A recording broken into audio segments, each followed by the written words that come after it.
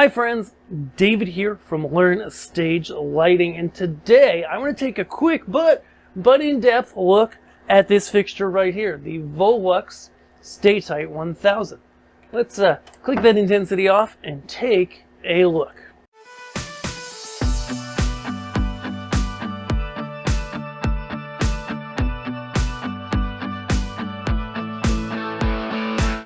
So the Volux Statite 1000, this guy, is a 1000-watt LED source, white LED source, full framing shutter profile type fixture, meaning that it has, framing shutters, Gobo, CMY color mixing, like all the stuff you'd find in a typical framing type fixture.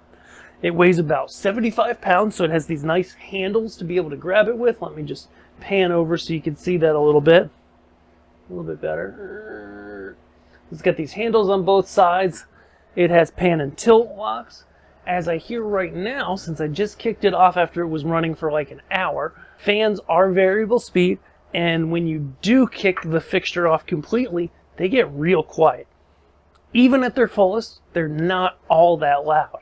Considering I, grew up in this industry with arc lamp fixtures like VL3000s, 3500s, Martin Mac 2Ks. These things are so quiet compared to that, especially when you consider a fixture of this size typically is way up in the air, typically pretty far away from microphones, audience members, etc. Okay, in terms of connections, it has 3 and 5 pin DMX. It has the typical Volux control panel, which are touch sensitive buttons, like it's a flat surface with touch buttons on it, a battery backup to be able to address it even when you are not connected to power, true 1 input 3 and 5 pin DMX, as well as 1 network connection for ArtNet if you so desire. Turning this guy on, just to show you initially, is he's bright. He's real bright. Bring him over here, hit him zoomed. Whoop. Yeah, that's where we want him. And you can see, wow, this guy has a really wide zoom range, and it does a lot of things well. And so what I want to do basically in terms of review is walk through the really critical stuff about this fixture. Price point in the market, like all the Volux fixtures, it's the kind of price you look at and say, oh my goodness, is this too good to be true? Like, I just quickly comped it out to some other fixtures that we have as dealers and that are on the market. And for similar size fixtures that are, 70 to 100 pounds, around a 1000-watt LED source, around 50,000 lumens, which this fixture is, many others are, I looked at the photometrics, I started looking at charts, I went ahead and grabbed my spectrometer and spot checkedVolux's measurements that they have published. They all check out perfectly, and they may have even been just a hair conservative on them, and I did let it heat up to see if there was any thermal droop. I didn't see any. So all that to say, when you're looking for a fixture of this size, this one comes in at like half the cost, or like 60%. Of a lot of those other fixtures. That's one of those things that makes you look, and it's the reason why we've gotten so many questions about this fixture, because it packs a lot under the hood. You can see here, for example, if I just clear out my color, my Gobo, clear out my beam, maybe I'll just go all the way wide there. I mean, you can see in full white, and then I'll just take it with a time here in the console to 0. And then let's go real slow, bring it back up. Like, you can see the quality is there. Like, the dim from 0 on that and how low it's able to dim before it cuts out is excellent. It's really good, right? I'm back to 0 again. You see the fade as it fades down. Really nice for an LED. Looks awesome. Way better than an arc lamp with a mechanical shutter. Okay, but it really rivals a lot of the other LEDs on the market.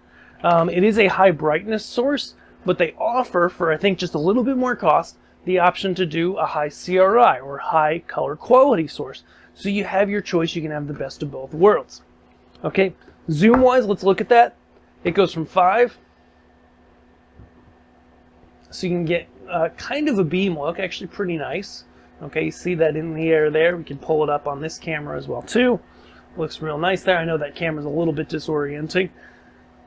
Also kind of got it over here. Really nice beam through the air.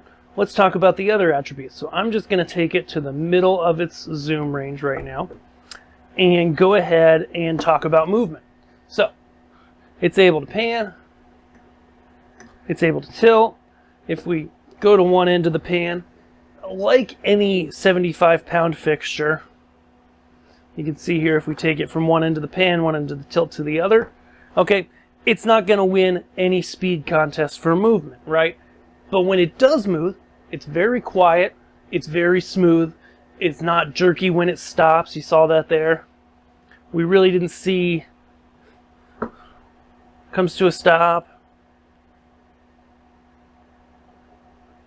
And I'm really not seeing any hysteresis there. Let me just turn off my programmer time real quick. Oh yeah, that was my problem. Sorry. It's actually reasonably fast. I totally had my programmer time off. So you can see, if we bop it around from side to side, pan range from one end to the other, tilt similar, back to the position we'd programmed. You can see it actually moves pretty quick, and it's very quiet when it does move. Color-wise, CMY color mixing. Okay, so we'll pull in, we saw the yellow already, there's the magenta. We can program, you know, pretty much any color with a CMY system. Of course, in the deeper colors, as you combine things together, you're going to see some stuff there. You're going to see some madness. You're going to see where it just gets dark. But even something like a green there still looks really nice. I got cyan about 75 there. Or if I go to do a red with the magenta, get some really nice ambers there. Looks really good. Actually, let's just leave it in a mixed red. There's also a CTC wheel to be able to bring in dialed up color temperatures in the fixture profile. And there's also a color wheel. Actually, let's go ahead and go to the wheel. Color wheels, for those who aren't familiar, of course they don't mix smoothly like CMY, but for those deep colors that are hard to make with CMY color mixing, this red on the color wheel should typically be brighter than one from the color picker from just the CMY. So we've got some different colors in here. It's a nice green. CTO, yeah, okay. I buy that. You go through the wheel once, then after that, they give you not just split color control, but as you can see, full control over exactly how that color flag sits in the wheel. So you want your color to look like that, you can make it look like that, right? You want to do a full split, you could do something like that. Okay, let's leave a split color. Split colors look really nice. Both on the surface out there and in the air. You really don't see any gap between the two. It's a real smooth transition, and that's not always the easiest thing to do. Let's go ahead and just sit in one color such as red. Look at our gobos, okay? So this first wheel is the fixed gobo wheel. We've got some different gobos here. We'll show them on the screen as well. So gobo 1, 2, 3, and then I'll shoot this in B-roll, we'll edit it in. And Gobo 6 right there. They look, you know, some of these are definitely more attuned to surfaces, so we'll shoot some B-roll with that, so you can see that on the LED wall when it's turned off.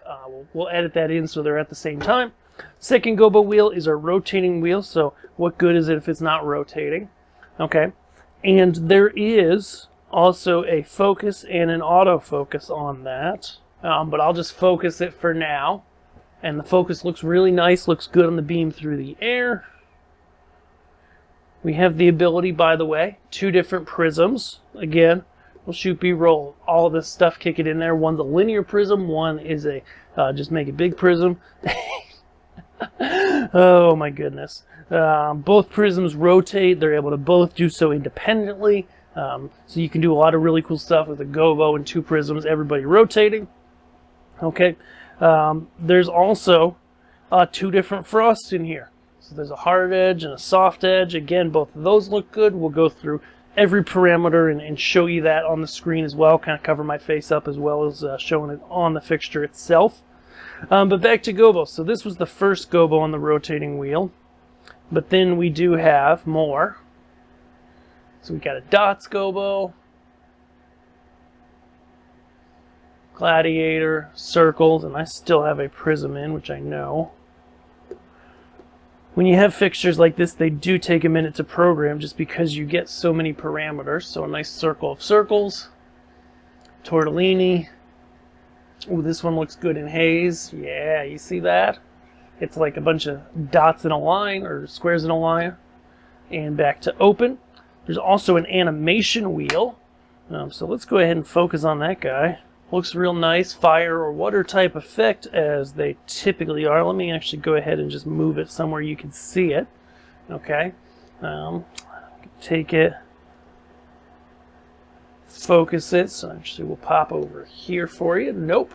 Here for you. That's our animation wheel on the wall right there.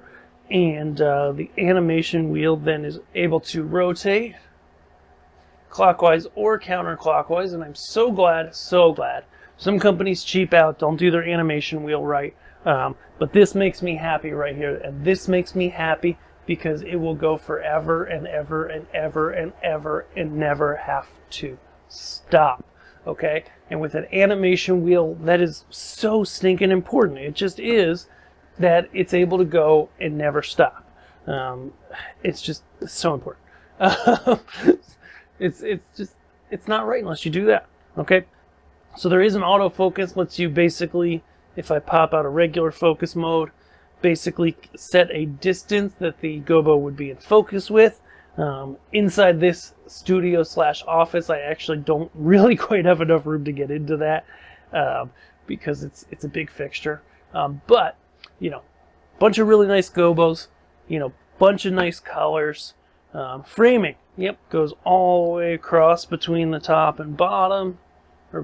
It's a typical 2-motor setup, which is most common these days, where 2 motors basically drive that shutter like so. So you can drive it all the way in. You can do all kinds of stuff like this. There are 4 shutters, just to show you guys. Open that guy back up. There are 4 shutters, as well as the whole framing unit is able to rotate.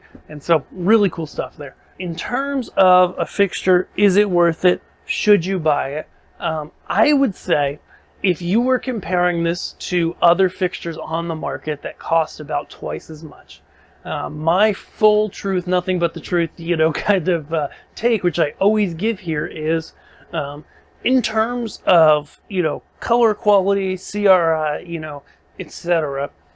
I would say this fixture is probably not quite as refined as the fixtures that are twice the cost. But I would argue that for most applications, it's really not going to matter. Are there a few things that could be improved? Could it be a little bit smoother? It could be. Could the colors move a little bit quicker, a little bit quieter maybe? Yeah, maybe. But overall, honestly, considering this is half the price of a lot of comparable units, I can't really find anything wrong with it. Like, sure, the plastics, you know, aren't maybe quite as nice of a plastic as some of those higher end units. I'm just starting to get nitpicky here. Like, all in all, when I compare it to a $14,000 light from one of the big names out there, oops, I said a price. And at the time of this recording, this is about half that cost, okay? And again, in the future, you know, prices always all go up. That's inflation. We just love it. You know, when you compare apples to one of these, and if you had them in the same room, I would say you would probably see some subtle differences. You would see maybe some things that you say, okay, the twice as expensive unit is a little bit better, but boy, this fixture really gives those others a run for the money better than I thought it would. Considering how good that dimming curve is, I didn't expect it to be quite that good. Really, the only fault I can find in this fixture is that the door on the road case is a little more flimsy than I'd like.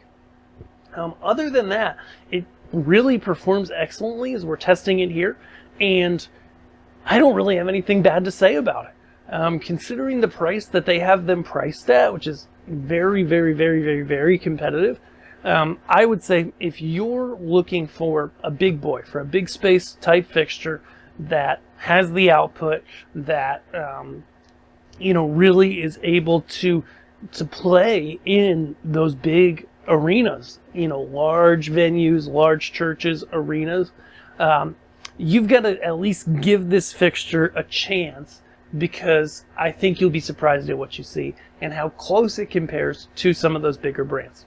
So, if that sounds interesting to you, reach out to us. We're dealers for Volux. We love to partner with them to help people check out these fixtures and see if they're right for them. We would love to figure out if we could do that for you and just help quote this out to see if it's the right thing for you. At the end of the day, as you know, at Learn Stage Lighting Gear, we have lots of brands. We love so many of them. But this is just one of those fixtures where it gives you so much for not a lot of cost, and there really don't seem to be a lot of downsides to it. So check it out over at Learn Stage Lighting Gear. Of course, we're your Volux dealer. Reach out to us for anything Volux, as well as any other brands, and we'll tell you, hey, if this light's right for you, or maybe we should look at something from another brand. Sound good? We'll see you guys over at Learn Stage Lighting Gear, as well as on the main channel here, everywhere. We'll see you. Thanks.